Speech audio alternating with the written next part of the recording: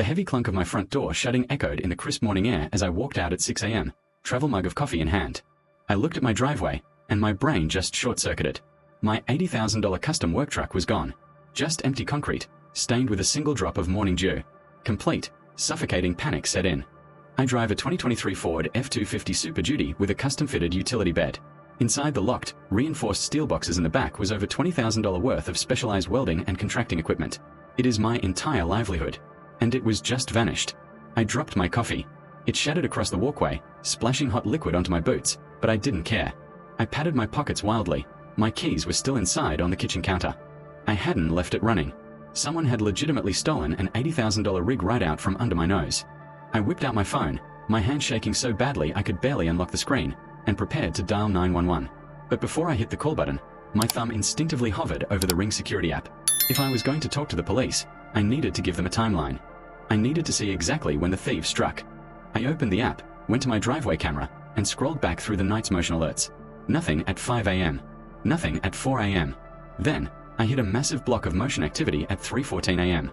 I clicked play, expecting to see a crew of masked professionals in dark hoodies using a relay device to hack my key fob signal. Instead, the infrared night vision illuminated the smug, incredibly punchable face of Richard. Richard is our neighborhood 60-something, power-hungry HOA president. He was standing directly in the middle of my driveway, wearing a plaid bathrobe over his pajamas, holding his signature metal clipboard. My jaw literally dropped open as I watched the footage. Richard wasn't a victim witnessing a crime. He was orchestrating it. He was grinning, waving a massive, flatbed tow truck backward into my driveway. I turned the volume all the way up. The audio was crystal clear. "Yeah, just drag it right out of here," Richard's nasal voice crackled through my phone speaker. "It's a commercial vehicle. Total eyesore. I've told him 3 times it ruins the aesthetic of the neighborhood, but he thinks the rules don't apply to him." "You sure, man?" the tow truck driver asked, his voice muffled as he hooked thick steel chains to the front axle of my lock truck. "It's in his actual driveway." "I am the president of the Homeowners Association," Richard declared pompously, tapping his clipboard. "I have absolute authority over community compliance. Take it to the impound." I watched in absolute, white-hot fury as the tow driver activated the winch. The metal gears whined loudly as my locked, parked truck was dragged violently across my private concrete, the rear tires skipping and locking up. In less than 5 minutes, my $80,000 livelihood was loaded onto the flatbed and driven off into the night. Richard actually stood at the end of my driveway, put his hands on his hips, and nodded in satisfaction before waddling back toward his house across the street. I wasn't dealing with a random car thief. I was dealing with a tyrannical neighbor who had just committed grand theft auto under the delusional guise of an HOA mandate. My truck wasn't even a commercial vehicle. It had no logos, no business decals.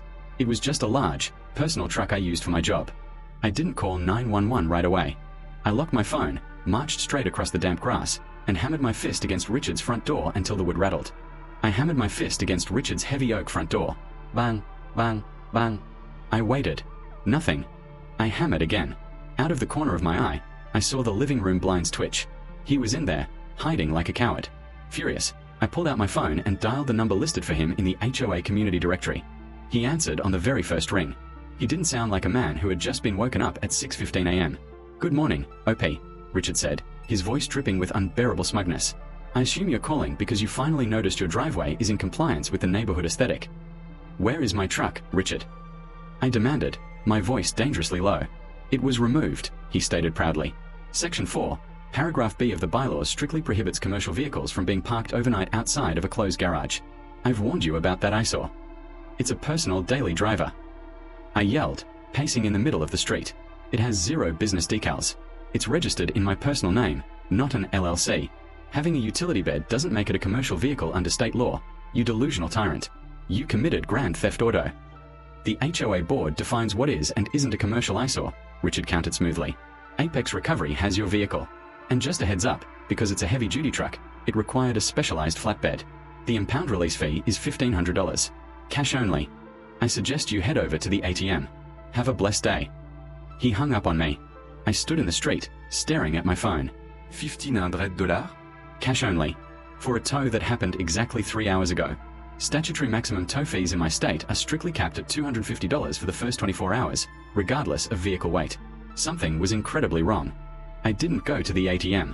I walked back into my house, marched straight to my home office, and booted up my computer. My truck had $20,000 worth of welding equipment in the back. I wasn't about to hand over a massive cash ransom to a shady tow yard without knowing exactly who had it. I Googled Apex Recovery. The website was atrocious. Just a bare-bones landing page with a P.O. box address and a burner cell phone number. No physical lot address. My stomach churned with suspicion. I opened a new tab and navigated to the Secretary of State's official business registry portal. I typed in Apex Recovery LLC and pulled up the public incorporation documents. The registered managing member was a man named Thomas Vance. My HOA president's name is Richard Vance. I practically stopped breathing. I quickly copied Thomas Vance's listed mailing address and plugged it into the county property tax database. The property was a residential home 2 towns over. I cross-referenced the names.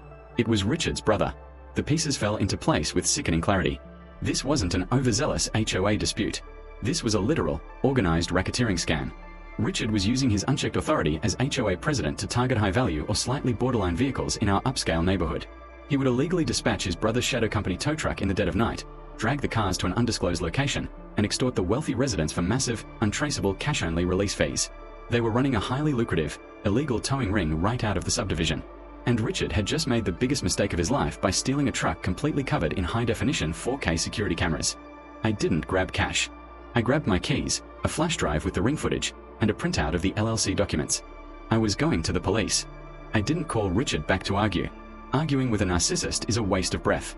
Instead, I grabbed my girlfriend's car keys, loaded my printed LLC documents and the ring camera footage onto a flash drive, and drove straight to the county sheriff's department. When I first sat down at the front desk and mentioned my HOA towed my truck, the desk sergeant sighed and gave me the standard, "Sir, that's a civil matter." "No, it isn't," I replied calmly, sliding the thick manila folder across the counter. "My vehicle is a personally registered daily driver. It was removed from my private concrete driveway at 3 in the morning without the legally required 24-hour notice.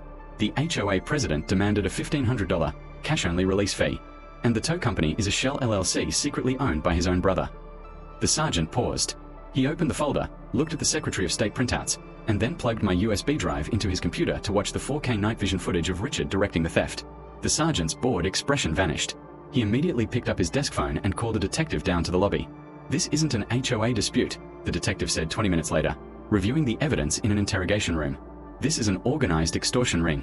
Without a court order or proper legal notice, hooking a locked vehicle on private residential property is felony grand theft auto. Period." By 10 a.m., I was sitting in the passenger seat of an unmarked police cruiser, following 2 black and white squad cars down a rural highway 2 towns over. We pulled up to a heavily wooded, unpaved lot behind a dilapidated barn. Sure enough, sitting right in the middle of the dirt, was my pristine F-250 Super Duty. Standing next to the truck, holding a thick stack of cash and a clipboard, was Richard's brother, Thomas. And standing right next to him, still wearing his ridiculously pretentious HOA polo shirt, was Richard himself. He had driven out to the impound to collect his cut of the morning's extortion money. When the 3 police cruisers flipped their lights on and boxed in the driveway, the color completely drained from Richard's face. "What is the meaning of this?" Richard shrieked, his voice cracking as 4 officers stepped out of their vehicles. "I am the president of the Homeowners Association. We are conducting official neighborhood business." "You're conducting a felony racketeering operation, Richard," I called out, stepping out of the unmarked car with my spare key fob in hand. He parked a commercial eyesore in a premium subdivision. Richard screamed at the detective, desperately pointing his clipboard at me. "I have absolute authority over neighborhood aesthetics." "You don't have the authority to commit grand larceny, sir," the detective replied dryly, grabbing Richard by the wrist and twisting his arm behind his back. "You and your brother are under arrest for grand theft auto, extortion, and wire fraud." The heavy, metallic click of the handcuffs snapping onto Richard's wrists was the sweetest sound I had ever heard. Thomas didn't even fight. He just dropped the cash and put his hands on the hood of the police cruiser. The aftermath. I unlocked my truck, verified all my expensive welding equipment was perfectly safe in the back, and drove it home for free. I didn't pay a single cent. The fallout in the neighborhood was nuclear. When the other residents found out Richard and his brother had been running an illegal towing ring, an emergency board meeting was called. Richard was instantly stripped of his presidency and kicked off the board. Currently, both brothers are out on bail awaiting felony criminal trials.